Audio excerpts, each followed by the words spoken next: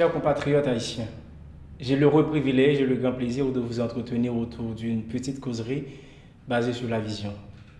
Pour le faire, j'ai choisi le sujet que voici. Faute de vision, le peuple périt. Selon Joseph Boyette, avoir une vision, c'est entrevoir comment le futur sera particulièrement meilleur à cause de changements spécifiques. Sans aucune hésitation, la vision est ce qui donne aux responsables l'envie de s'engager et qui leur fait dire « je pense que je peux consacrer ma vie à cela ». Je pense que c'est la raison pour laquelle je suis né. Comme si d'un coup, nous avions une révélation ou une intuition que notre destinée est en jeu et que désormais tous les projets que nous allons mettre en œuvre viseront à l'atteindre. C'est une image du futur qui fait battre le cœur des responsables et met leurs pensées en ébullition afin qu'ils mettent tout en œuvre pour l'accomplir.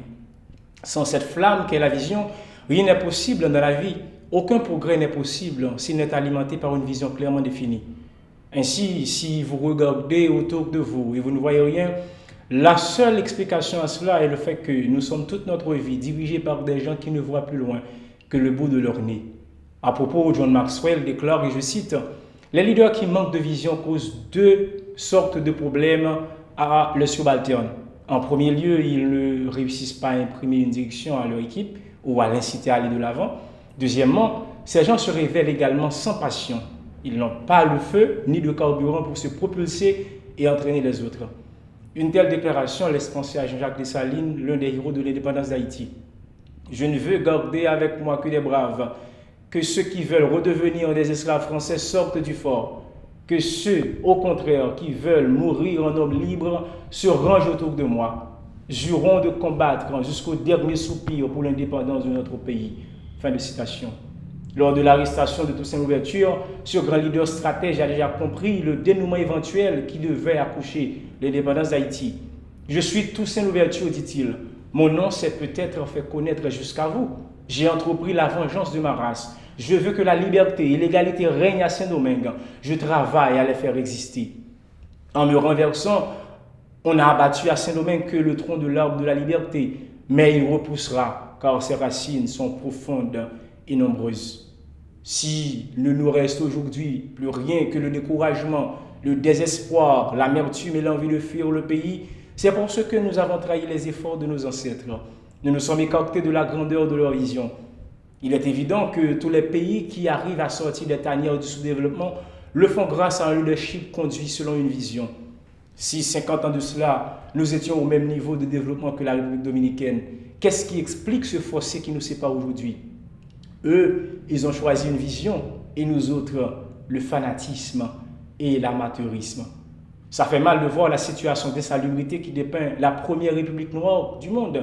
Le taux d'analphabétisme, le taux de mortalité infantile, la qualité de notre éducation, l'absence totale de la santé publique, la déliquescence de la justice, la compromission de la presse, le mutisme et le conformisme de l'Église, la démission des parents, la dissolution de la famille, etc. Cela est dû en raison des gens sans vision qui ont eu le leadership de ce pays. Leur seul et unique projet, c'est l'organisation de nouvelles élections en vue de se maintenir au pouvoir à travers le dauphin. Et souvent, malheureusement, même le mal, ils le font mal. Nous sommes en 2018. Personne ne peut se vanter de projets de développement réels et sérieux visant à faire décoller le pays. Quels sont nos projets pour les 20, 30, 40, 50 prochaines années ? Certains me diront peut-être comment pourrons-nous en avoir si nous ne pouvons même pas faire une projection sur les 5 prochaines années. Quel est donc l'espoir de la jeunesse de ce pays ? Quoi qu'il advienne, il y a une décision à prendre. Seule cette dernière peut nous faire changer le cap de notre avenir pris au piège de l'incertitude. Évitons de nous laisser diriger par nos émotions. Fuyons les menteurs, les manipulateurs. Prenons notre destin en main. L'intégration des Noirs à la société américaine a été possible grâce à la vision d'un jeune leader qui a mené tout un combat autour du slogan « I have a dream ».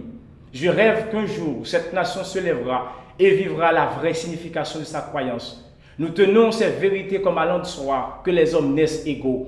Je rêve qu'un jour, sur les collines de nos terres rouges de la Géorgie, les fils des anciens esclaves et les fils des anciens propriétaires d'esclaves pourront s'asseoir ensemble à la table de la fraternité. Je rêve qu'un jour mes 4 enfants habiteront un pays, une nation où ils seront jugés non pas par la couleur de leur peau, mais par le contenu de leur caractère. Ce rêve, c'était sa vision.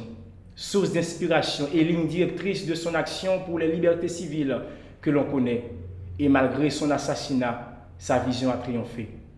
Quand il n'y a pas de vision, nous dit Salomon, le peuple est sans frein, heureux s'il observe la loi. Réveillez-vous, chers compatriotes, il y a péril dans la demeure. Rien n'est possible si on assume ses responsabilités, autrement nous périrons tous. Permettez que je termine avec la citation de Paul Larac. Elle est si profonde. Quand on n'a pas les moyens de faire ce qu'on croit être juste, on a toujours la liberté de ne pas faire ce qu'on croit n'être pas juste. Fin de citation. Allez, que Dieu vous bénisse et qu'il bénisse Haïti.